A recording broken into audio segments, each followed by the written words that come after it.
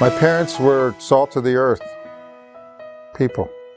My dad worked, took care of the family, provided everything. My mom was a stay-at-home mom. I had a good childhood. I was involved with a lot of stuff. Boy Scouts, baseball, bike racing, went to the beach. My mom and dad had a camper. We went all over the United States, all over everywhere. It was good. It was okay, but had I listened to my mother, I would have never had to experience any of this. All I had to do was understand her wisdom of seeing the danger before I got there and listen to that and heed that, and I would have been okay, I think, as a kid. But I didn't. I became angry, I became rebellious. I decided she didn't know anything. I was a pretty well-educated 12-year-old at the time, so I figured I knew a lot more than she did. And I decided, I remember the incident. I can remember the incident, the turning point today, where I decided I'm not going to listen to her anymore. And she's never telling me what to do again. And I'm 12 years old. It's funny because at that age, that's when I started hanging around the people that she kept telling me not to hang around with. And so hanging around these other kids eventually led to trying a beer. I drank a beer, a half a warm Coors that my friend found. Okay, so we drink this half a Coors and I get a buzz. In fact, it's like magic. I drank that thing and, alcohol hits your system pretty fast. And it wasn't long before the warmth of the alcohol hit my system. And you know what? All those confusing feelings inside of me, all that stuff, that turmoil, the anger, it was gone. All that doubt about myself, all that, self-esteem issues that I was experiencing, it went away. I felt normal for the first time in my life that I could remember. From that first half a beer, I was hooked. I was hooked. I wanted that feeling. I wanted to feel normal. And so for the next 13 years, I self-medicated. I'd try a little bit of everything. I tried everything. It led to smoking pot, drinking on the weekends. My whole life became absorbed and actually centered around obtaining drugs, using alcohol. I had turmoil in my relationships. It's basically, I look at drugs as like a little god, like an idol. All the nation, God used to talk about, don't be worshiping these other gods of these other nations. And drugs was like that. And if you think about it, in a way, it's kind of like God, where it gives you peace, It gave me purpose. It helped me meet other people. The problem is that there's a physical thing with the body where you start to build up a tolerance.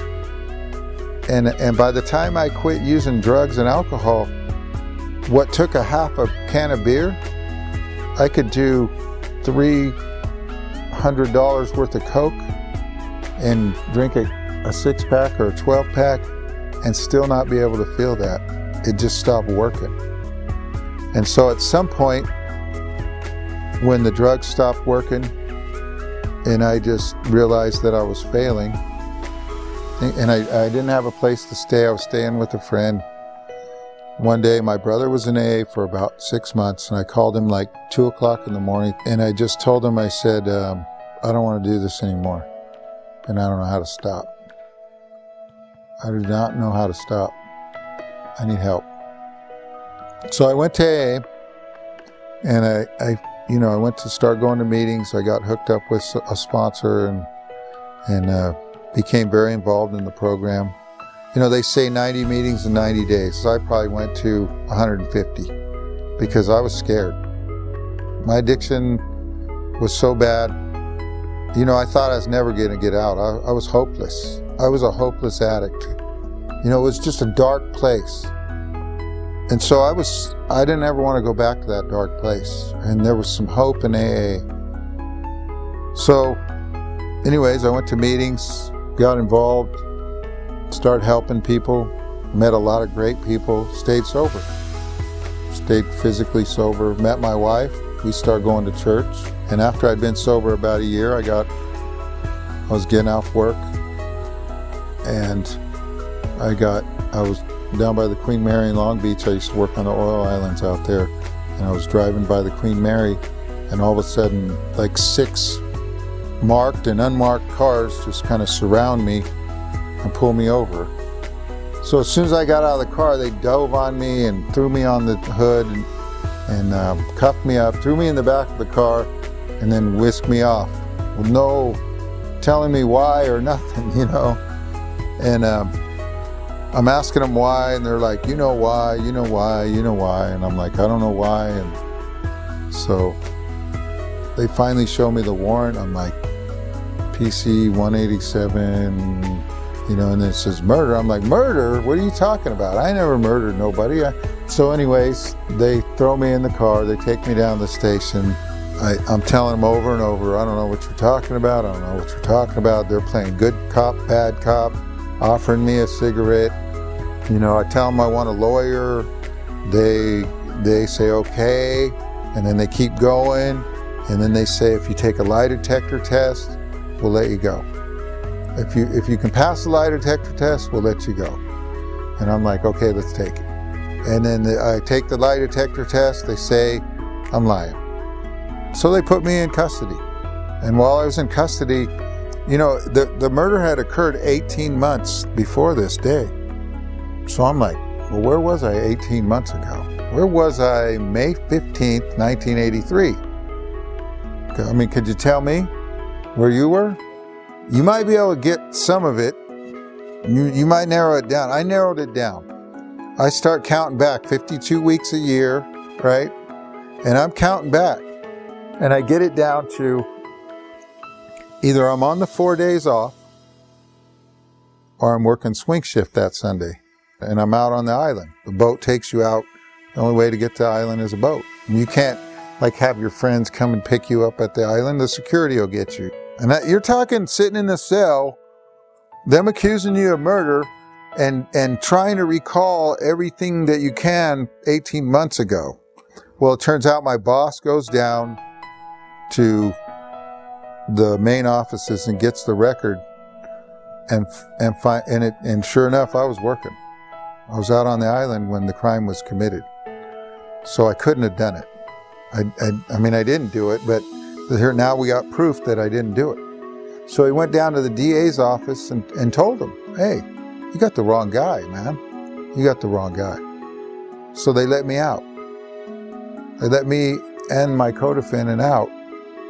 And I was out on OR, on a murder. And they say in 30 days, come back to court, we'll formally drop the charges. So for 30 days, I'm squirming, thinking I got to go back to court.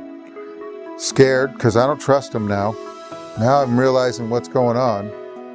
So this 30 days, I'm calling my public defender and telling him, you know, what's up, what's up, what's up? Oh, don't worry, don't worry, don't worry, don't worry. I go back to court, and they get rid of the district attorney who had signed the original warrants to arrest me, and they bring in another guy. They bring in another district attorney, and they rearrest me, saying that my alibi might not be right, might not be true. And they put me in the county jail, and I'm in the county jail for like 3 months, and some people from AA put up some property and bailed me out. And I got out on bail. And the day after I got out on bail, one of the inmates that I was in there with called the district attorney's office and told him that I told him that I did the crime.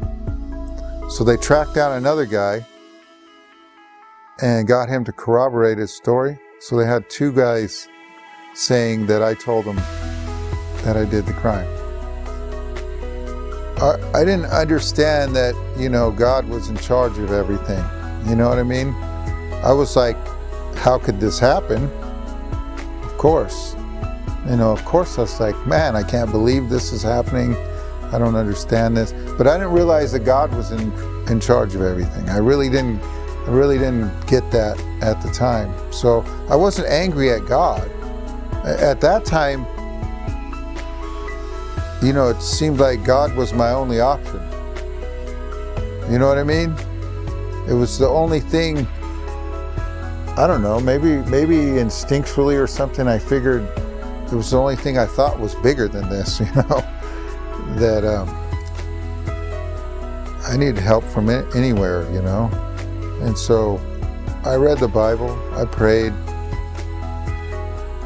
I read other books about God, and I just sought Him. It was a process. I didn't start out like I am now. I didn't start out like I am now. The prison experience what kind of made the process happen, It enabled the process. And I wasn't really, I knew God. I'd gone past knowing of God, and I knew God, but I wasn't really living for God yet.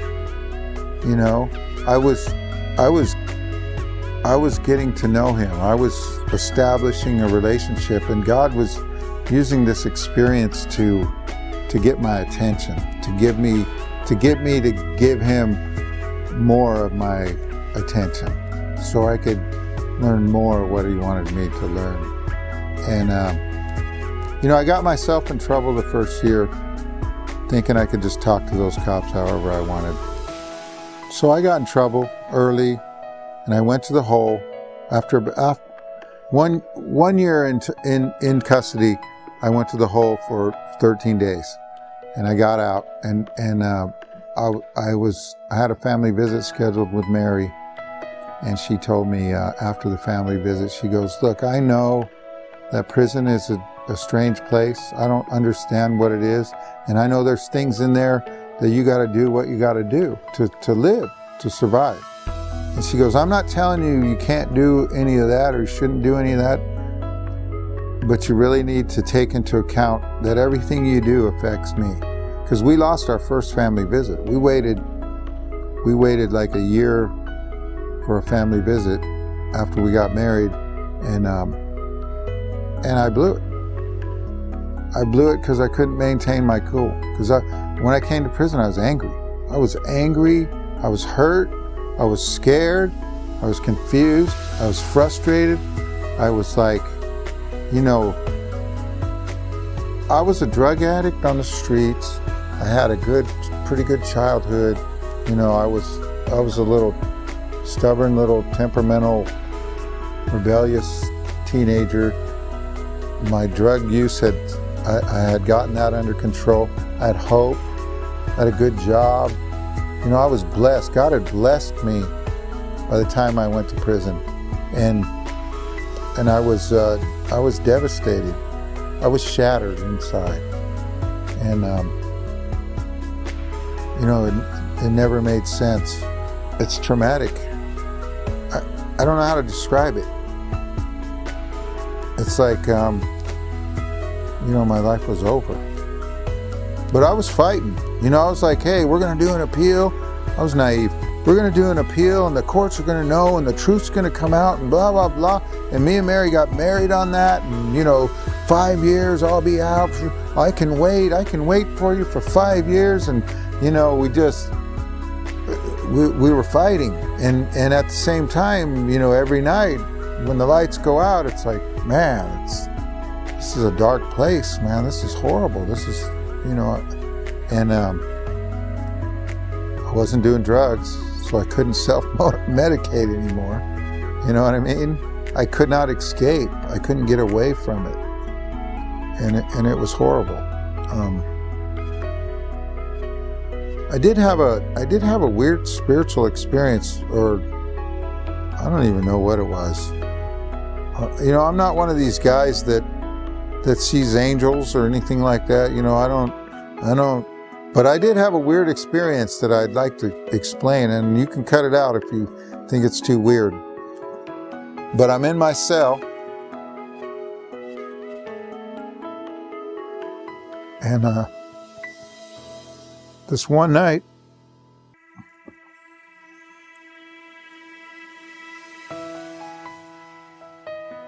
I was in there, and I'm looking at the snow, and all of a sudden, I don't know what it was.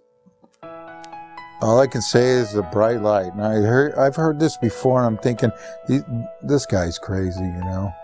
And it's like, it wasn't even a light. It's like it wasn't coming from outside the cell. It wasn't really coming from inside the cell. I don't know where it was coming or where I was seeing it. You know, I don't understand how I was experiencing. It's more like I was experiencing it. It wasn't like I was seeing it with my eyes. I don't know if that explains it, but I wasn't really seeing it with my eyes, but it was there. But I went to my knees with joy, and I went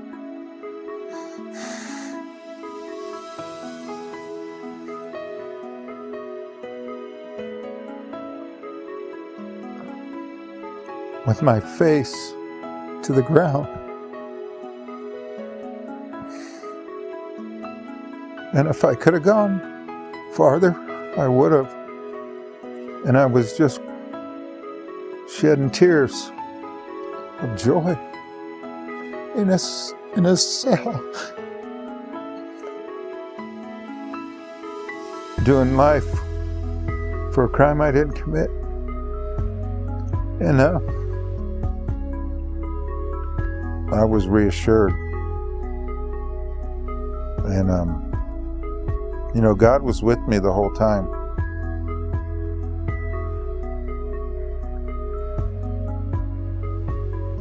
You know, I started out as a 26-year-old kid who really barely knew anything.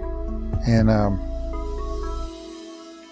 you know, God brought me through this time, and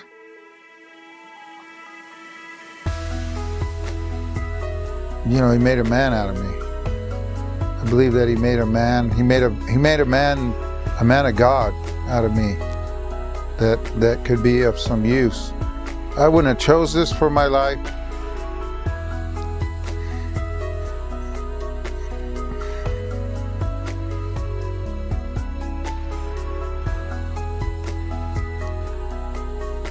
But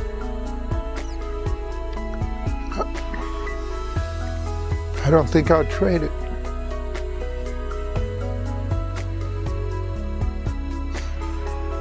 From my perspective, when Tom went in, it was a total nightmare. And I remember him being in county jail and him saying, some guy asked you for shower shoes.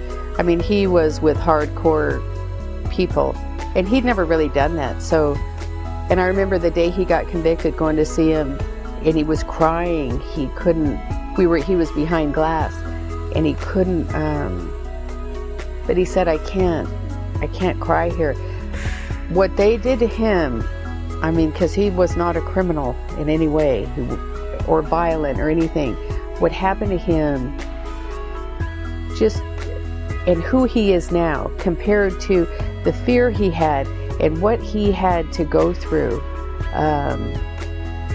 Just imagine your life ending, being erased, and going into an institution with people that are killers and violent and never raised with, you know, raised by people that are in prison, to be thrown in there and to live with these people for 30 years. But to watch the transition of the Tom that was so afraid that his life was erased. And now when he walked out of prison, I have to remember this, his prison life is now erased. It's like swimming in different pools. And so now he's in this pool, luckily, But it's brand new to him because his whole culture, his whole life ended when he walked out of the prison, just like this life ended when he went in. When we picked Tom up out of prison after 31 years, it was a spiritual experience. And he came out and he hugged me and he held on to me and he was sobbing. We both were. And it just reminded me of the first family visit that we had after he had been convicted. It took about a year for us to have a family visit. And when I left, I'll never forget it, he just sobbed. But those were tears of just suffering and fear, and these were tears of joy. Tom being out is surreal. Isn't it surreal? When they called Tom in and said that the governor had approved his release, he stood there. He was supposed to sign something, and he didn't. I couldn't. He said he couldn't move. He couldn't I process just held the pen, and they're going, no. They turned the paper and said, no, it's right here. And I'm like, the other counselor goes, I think he's in shock. I couldn't proceed. It just didn't register. It's just the best thing ever, isn't it? Yeah. It's the best day of his life when you got out, right? The day you got out. Oh, I'll never forget it. You know, it's like love was just flowing in the air. Yes. Like we were all drowning in love. And The Holy Spirit. love, yes, absolutely. That was amazing. It was a spiritual experience. The sun coming up, just waiting for that van to show up. Such anticipation. And to see Tom on the outside. Even now, we'll be driving in the car and Tom will go, Mary, and I'll say, what? He'll go, I'm out. You know, it's like he's out of prison. It's just, I don't know.